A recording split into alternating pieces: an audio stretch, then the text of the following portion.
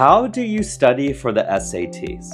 So the SATs is really not too difficult of an exam. The math section is really just algebra, geometry, and probability. And it's really not too hard to get a good score on that exam because it really tests the basics of what you know, which you covered in 8th and 9th grade. So most students by 8th or 9th grade will have taken algebra and geometry, and that's really good enough to do well on the SAT. Algebra 2 and trigonometry as well as probability are helpful when it comes to doing well on the SAT math as well. The SAT reading is really what separates the boys from the men or the girls from the women, so to speak.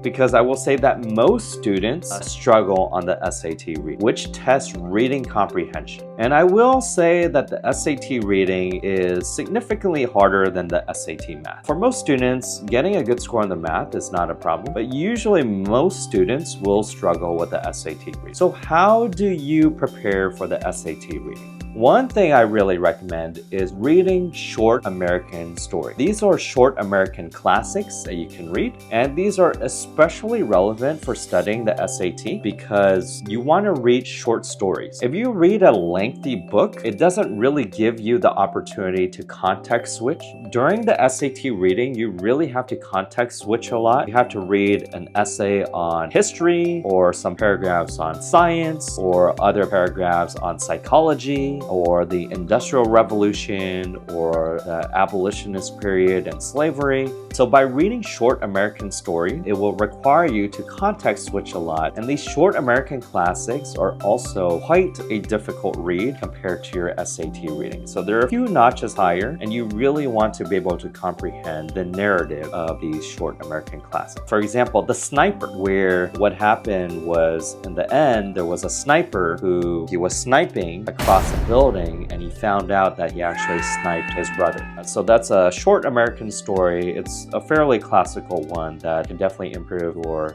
comprehension.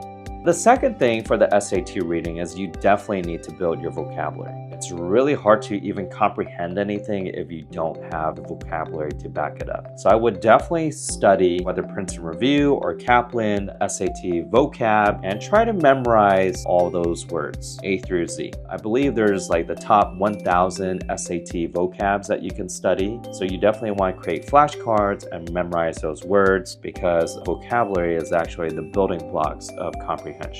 After that, you really want to take lots and lots of SAT reading exams. Okay? There are two things you want to consider when it comes to the SAT reading. You definitely want to get an idea of the main passage as you read the SAT reading, because getting the main idea or the topical focus of the main passage or the main message of the passage as you read will definitely improve your comprehension because the narrative really is supporting that main message that the reader's trying to convey. So you want to ask yourself as you're reading the passage, what is the main message that the author is trying to convey? And then secondly, you do want to get a sense of what the details of the passages are. So you want to understand the details. So you might want to make a mark on some spots where there's an important inflection point on specific details, whether it's gender disparities with women in STEM and how Marie Curie made some scientific discovery and had to overcome gender disparities during that day and age. These are some important details that you want to highlight, but you don't necessarily need to memorize them because you can always go back to the passage. And when it comes to the SAT reading, there are the main message questions and the specific details questions. For example, they might ask you between lines 7 to 10, what is the author trying to convey?